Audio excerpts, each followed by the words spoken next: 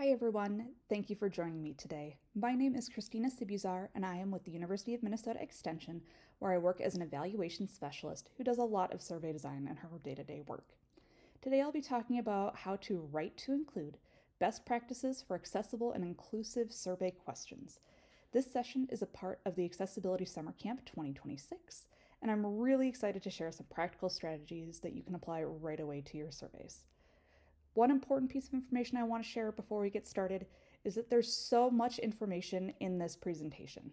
And while this is not a comprehensive list of what makes surveys accessible, it should give you a good frame of reference that you can return to in the future with any questions. So please take your time, pause this video, and come back to the slides as you need. There's absolutely no need to absorb all of this information in one sitting. There's a lot here. And because this isn't a very long presentation, I strongly encourage you to do what works best for you to learn and adopt these practices in your workflow. So let's get started. Before we begin, I want to outline this session structure. We'll start with some guidance on surveys, then move on to accessible survey structure, then general survey guidelines and criteria for evaluating questions. From there, we'll focus on item writing, especially on scales. And this is the main part of the presentation, as there are many important elements to a good survey question. We'll also spend a good amount of time looking at examples of what to avoid and how to improve them. And then I'll wrap up with some example questions where you can pause to analyze the survey question before I share my thoughts on them. And we'll finally wrap up with how you can get in touch with me if you have any questions. Before we begin, I want to acknowledge the foundations of this work. Much of the survey methodology comes from Dillman, Smith, and Christian. Internet, phone, mail, and mixed mode surveys, tailor design methods, which is widely used in survey research. This is really considered a foundational text, and I highly recommend it if you're interested in learning more about survey research in general. This presentation also builds on the work of Dean Michael Rodriguez at the University of Minnesota, who has written many articles on survey design and measurement. What I'm doing here is adding an explicit accessibility and inclusion lens, thinking not just about good survey design, but about who is able to access, understand, and respond to our questions. Now let's get started. This is one of the most important principles of survey design. Every question should have an identifiable need for the information that you're asking. For each question, you should be able to answer the following questions. Why are you asking this question? What will you do with the answers? Is this question measuring what you actually want to know? If you can't answer these questions, it's a strong signal that this question or item, as they're sometimes referred to, should not be included in your survey. From an accessibility perspective, this is really important because unnecessary questions increase survey fatigue, which is when people see too many surveys and they're asked too many surveys, so they don't even take them, or they only answer a few questions and they opt out. And it also increases cognitive load, which is when there's too many things for us to hold in our mind to be able to complete the task that's given. And those burdens don't affect everyone equally. People with disabilities, fatigue, or limited time are disproportionately impacted by having bloated surveys. So reducing unnecessary questions is actually a really important accessible practice. I really want to emphasize this idea that good survey design and accessible survey design are not separate things. A good survey question is an accessible survey question. When a question is clear, concise, and well-structured, it's more accessible. And when it's more accessible, you get better data. This is critical. So it's not just about inclusion, it's about quality. All right, let's get going on accessible survey structure. Accessibility in surveys begins before the first question is even asked. An introduction is super important for accessibility. It helps prime your respondents to what they will be looking at, which can help reduce cognitive load, get them in the right frame of mind. And it also builds trust. So what is included in a survey introduction? You need to include instructions on how to take the survey. You need to include information on who is giving the survey and why the survey is being conducted, who the audience is, when the survey closes. People forget this one all the time. Super important. People want to know how long they have to take the survey. Any incentive information, and also a statement about anonymity and confidentiality of their answers. That's super important as well. And then probably the most important thing is the estimated duration of the survey. How many of you have taken surveys where you just click out after you've been taking it for 5 minutes and there's no end in sight? That's why it's really important to share that information. And ideally, you'll have some kind of closing message that's customized to your survey, not just a thanks for taking this survey. And this is really crucial for if you are doing an anonymous survey, but there are incentives, because a truly anonymous survey means that you can't get contact information from the respondent.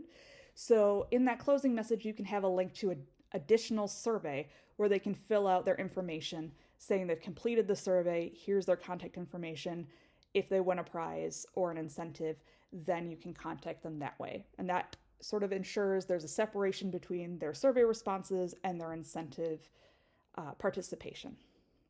And so these things really help reduce uncertainty and allow respondents to decide whether and how to participate in your survey. Continuing with survey structure, we want to be really intentional about how we organize our questions and the general flow of our survey. So that means that we want to think about how we're grouping our questions so that each cluster of questions is asking about the same topic before moving on to another topic. And then also thinking about our questions in an order that makes sense. So if your topics have a sequential order, that's great. And you want to make sure that you are following that sequential order all the way through. You don't want someone thinking about step 4 and then having to reflect back on step 1 and then jumping to step 5. That really increases the cognitive load. So really just think about the order that you want things in. And to that end, it's really important to note that the most important questions, the questions you really need the answers to, should appear early on in the survey. This helps reduce the number of people who don't get to your question before survey fatigue or cognitive overburden sets in. To that end, with cognitive overload, you really want to minimize the open-ended questions if you can. They should be used sparingly and placed near the end since they require a lot of effort, especially if you're doing an online survey and people are taking it on their phone. Trying to type out a detailed response on a phone takes time and effort, and you generally can get better or more responses having a non-open-ended response instead. And then finally, this is super important if you collect demographic information. These questions should always come at the very end of the survey. They feel less intrusive here. And also, again, for the same reason, if someone decides they don't like that you're asking these questions, you also should never require these. But if someone doesn't want to continue participating and they leave, you still have their answers from the previous questions already saved. So that's really important to have. And these all really help you make your survey easier to navigate and complete. And I know it's not on the slide, but I will make a note for when the slides go up that you should never use a progress bar on your survey as well. That actually de-incentivizes people to continue taking the survey because it's not always an accurate reflection of how far into a digital survey they are. Because it can really jump great strides if you're using any survey flow logic or display logic or skip logic. And so it gets confusing and then people are de-incentivized to finish. I've talked a little bit already about paper versus digital surveys, but I really wanted to share a little bit more information about how these two different modes can be accessible. There's an underlying assumption most of the time that digital surveys are always more accessible, but that's not necessarily true. Both paper and digital formats can be accessible to different audiences or inaccessible, depending on how they're designed. So digital surveys, when they're done well, can support screen reader users, keyboard navigation, flexible formatting, all the stuff that we know and care about deeply. But paper surveys might be more usable for some audiences, especially if you are asking them to take a survey at an in-person event. Let's say you're doing some sort of evaluation for feedback, and most of them have their phones. It might be easier for them to use a pen and pencil. So ideally, to combat any sort of inaccessibility, is that you would offer multiple formats to provide the most inclusive approach possible. That means having a digital survey and a paper survey that people can choose which one they like the best. And if you're going to use a paper survey, it would be great to have one that also or have a couple backups that are a large font size, so that way people, if they request it, you have them on hand. So for digital surveys specifically, though, because these tend to be more of what we do because they're much easier to create and we can just blast them out via email, things that you really want to keep in mind are that you'll have proper heading structure. You need to have clearly labeled navigation buttons, so the next and previous buttons are not arrows, they're clearly labeled. And then the last next button, at least in Qualtrics, says next when it's actually a submit the survey, and that's unclear to respondents that they can't go back or forth. So you'll want to make sure that you've changed that to submit survey if possible. And those are just some technical notes that people don't necessarily think about when they create digital surveys, but I just wanted to throw those out there so that you have a baseline of some of the really minimal things that you need to be doing to make sure that digital survey is accessible. Moving on to general survey guidelines. Clarity is key. You really want to be brief and concise, using as few words as you need to get your meaning across. So that means using simple languages. So you want to replace complex words with simple words. For example, use most important instead of top priority. Same thing with complex phrases. Instead of using your responses, use your answers. You also want to avoid jargon and spell out any abbreviations. This is especially important for accessibility because complex language increases cognitive load and can exclude people with different literacy levels, language backgrounds, or cognitive processing differences. Plain language benefits everyone. Let's get started with good survey questions. A good survey question is a complete question or statement. For example, what Minnesota county do you live in is an example of a question, and an example of a statement is please select which Minnesota county you live in. You want to make sure that all of your questions are grammatically parallel, so either consistently questions or consistently statements throughout the survey. You don't want to bounce around. That increases cognitive load. You want to make sure that they are internally consistent. For example, the metric of the question matches the metric of the answer choices. I see this one a lot in my work, where we'll ask a question about frequency, but the answer options aren't about frequency. And a quick Google search will give you a lot of really great Likert scales. That's what a lot of these questions are. Scales of 1 to 5, 1 through 4, 1 to 7, lots of options there. That we'll talk about scales a little bit later in the presentation. But you just want to make sure that when you think about it, is this person going to accurately be able to respond to the metric you're asking about? And then you also want to make sure that you have answers options including not applicable, unsure, and I don't know when they're needed. This gives the respondents a way to answer more accurately without forcing them into categories that they don't fit in. That's both more inclusive and better for data quality. Let's move on to scale design. Scale design is an area where small choices make a really big difference. And if you take nothing else away from this presentation, I would love for you to take this one. Every point in a scale needs to be labeled with words, not just numbers, so that the meaning is clear. If you have a scale that's from poor to excellent, and the scale number or the answer options are 1 to 10, with 1 being poor and 10 being excellent, no one knows what a 7 is. A 3 might mean something to one person, but something else to a different person. You can't interpret that data. So you should not be using numbers.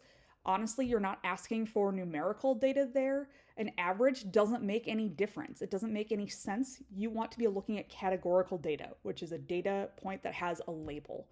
So it's just much better to include labels instead of numbers on your scales.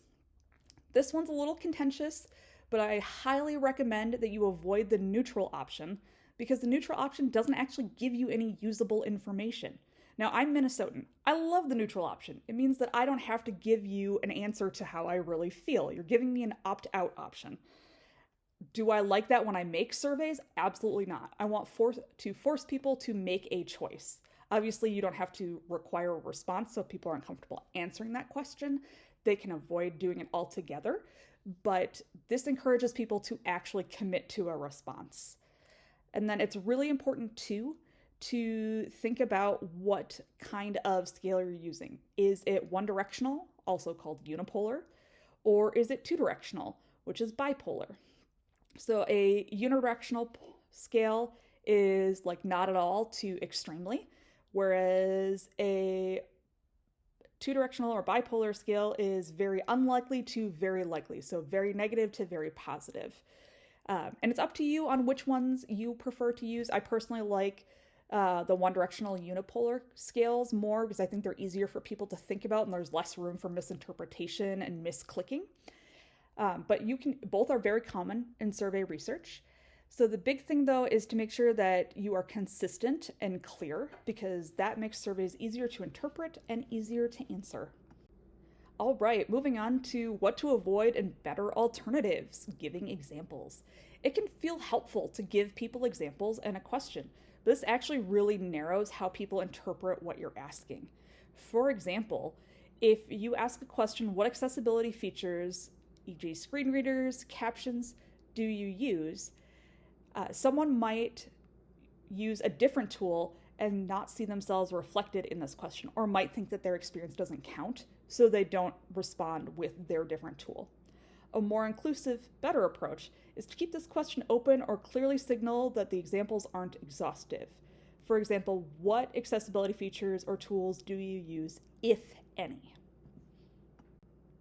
All right, moving on to a really popular question type that we should avoid, ranking questions.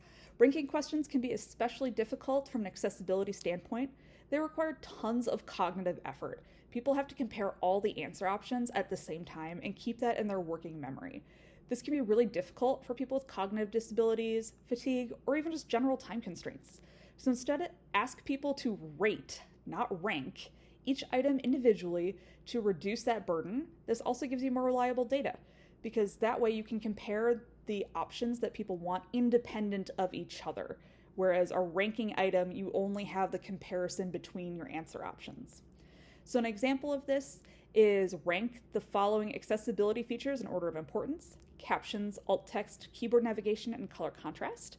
And so people need to think about all of those answer options as they decide which one is most important.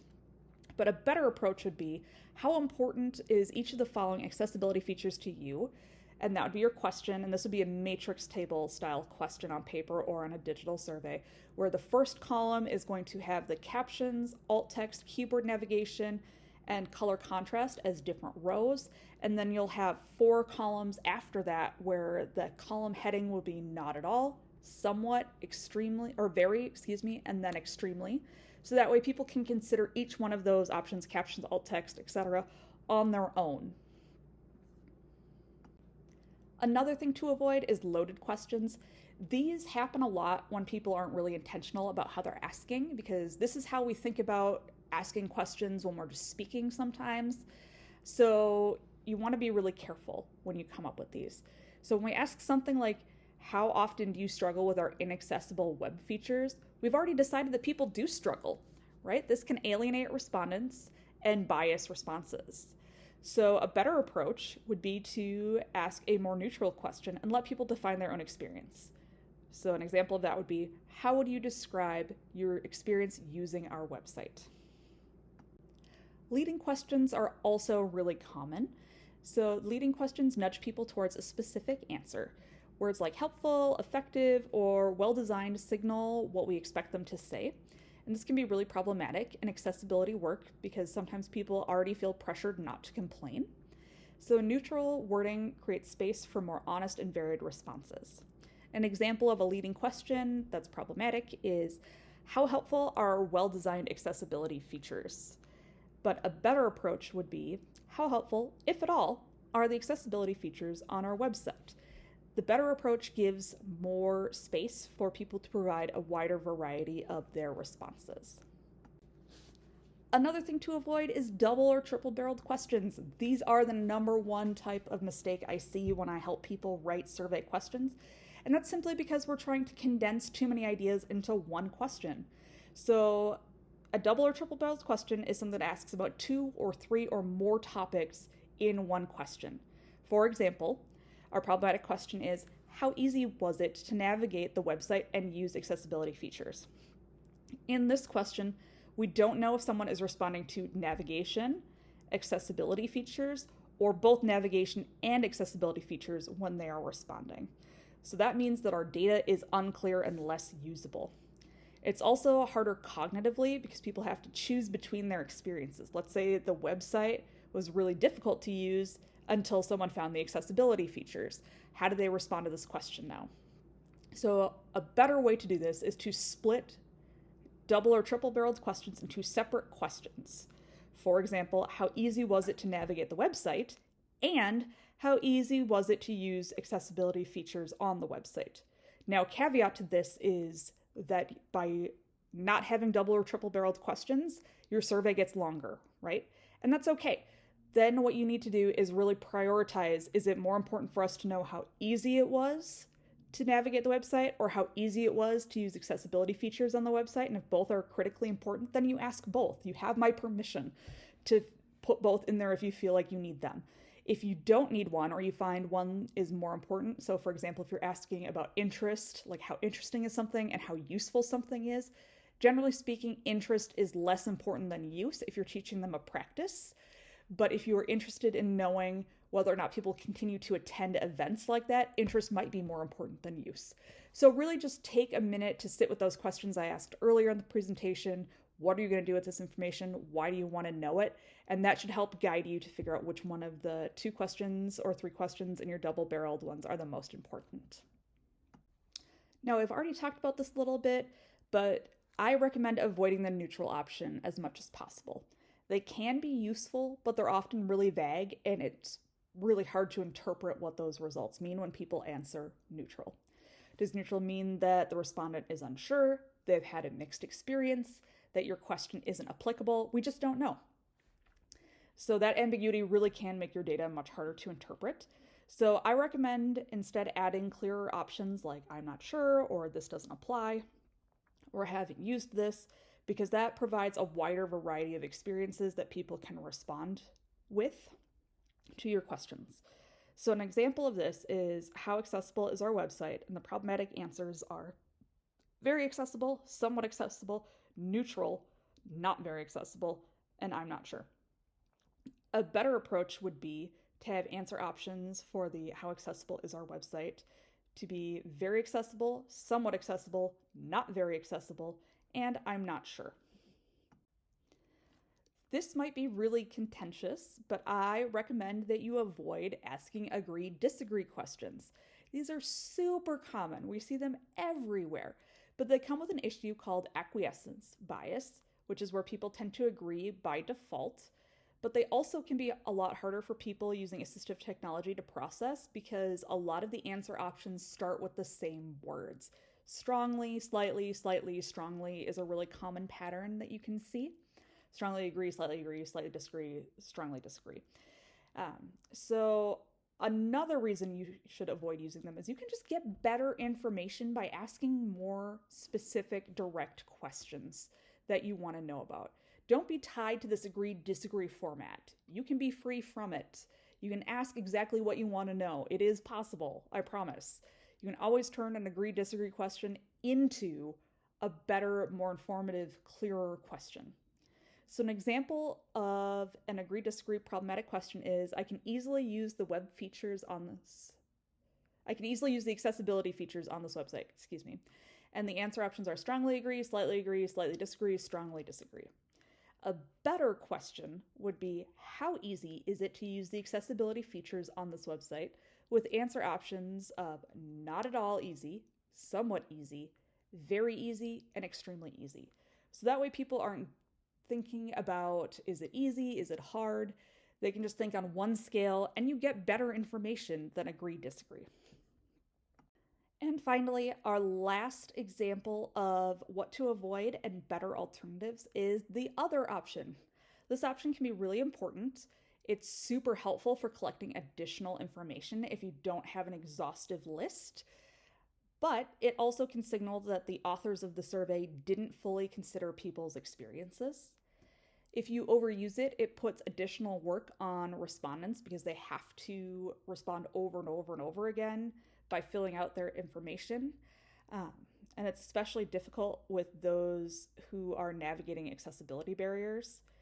It also, for you as the person delivering the survey, can really drastically increase the data analysis time because you have to manually code all of those responses. And that's not great. Coming from experience, that takes a long, long time. So I recommend using the neutral option only when it's truly, truly needed.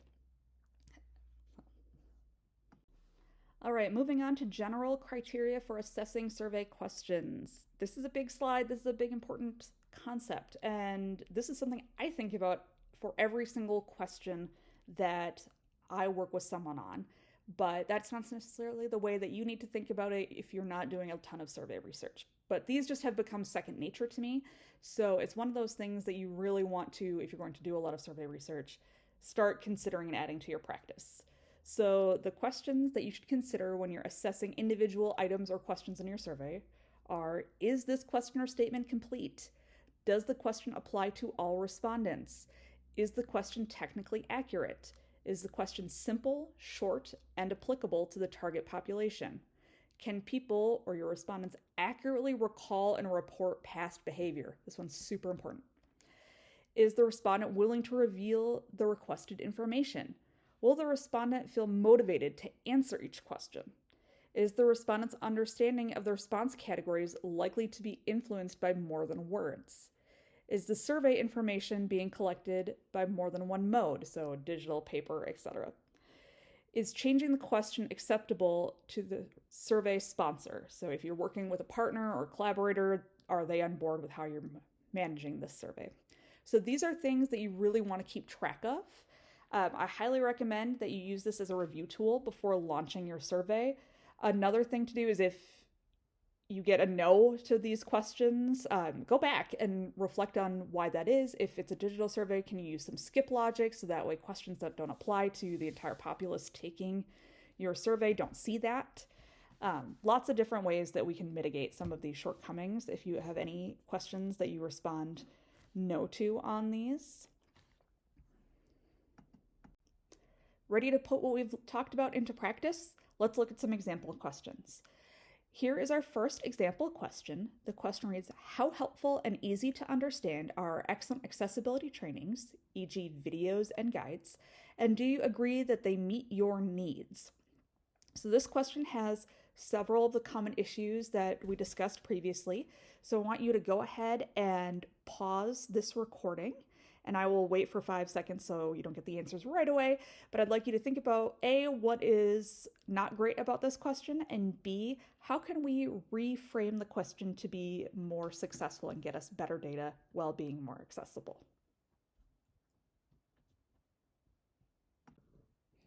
All right, how'd that go? Let's talk about what is problematic first before we move on to this better alternative I've provided. First, this problematic question is double or triple barreled, and this is because it's asking about 3 different things in one question. It's asking about helpfulness, ease of understanding, and whether the trainings meet needs. This is too much for one question. It also includes leading language, specifically the word excellent, which nudges respondents toward a positive answer. Additionally, it uses an agree type structure, which can introduce bias and make responses harder to interpret.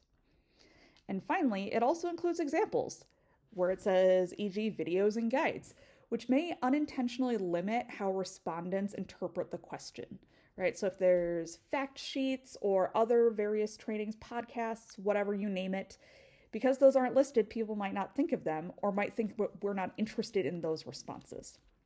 So what's a better approach? A better approach would be to split this question into separate, more focused questions. So the 2 that I have here is, how easy or difficult is it to understand the accessibility training materials? And how well do the accessibility training materials meet your needs, if at all? And so these are 2 options that show you the how easy or difficult would be a bipolar scale, and how well do the accessibility training materials meet your needs is a unipolar scale. So you can do different options with how you want these questions to be answered. And these are improved because each question focuses on a single concept, uses neutral language, and avoids unnecessary assumptions. From an accessibility perspective, this reduces cognitive load, makes the question easier to process, and allows respondents to give more accurate and meaningful answers. All right, let's look at the second example now. This question reads, rank the following accommodations based on how useful and frequently you use them. And the answer options are flexible deadlines, assistive technology, alternative formats, extended time, and note-taking support. So this question demonstrates a few key issues. I recommend again that you pause, take a look at that question, see if you can figure out what might be some of the problems in there, and then come up with your own better alternative. All right, how'd that go for you all? Let's talk about what's problematic about this question. First, it uses a ranking format, which can be cognitively demanding because respondents have to compare multiple items at once. It's also double-barreled because it asks respondents to consider both usefulness and frequency at the same time. And also, it's a fairly complex question overall, which increases cognitive burden. So a better approach would be to ask, how useful is each of the following accommodations to you, followed by the list, flexible deadlines, assistive technology, alternative formats, extended time, and note-taking support. And then the answer options would be not at all useful, somewhat useful, very useful, and extremely useful. This improved version asks respondents to evaluate one item at a time using a consistent scale. This makes the data easier to interpret and the question easier to answer. From an accessibility standpoint, this reduces cognitive load, minimizes working memory demands, and makes the tasks more manageable for a wider range of respondents, including those with cognitive disabilities or fatigue. And here's our final example. Consider the question, I can easily access and fully participate in events with accommodations provided. And the answer options are strongly agree, somewhat agree, neutral, somewhat disagree, strongly disagree, not applicable, and other. So take a minute to pause this video, think about what's wrong with this question, and then go ahead and come up with a better alternative.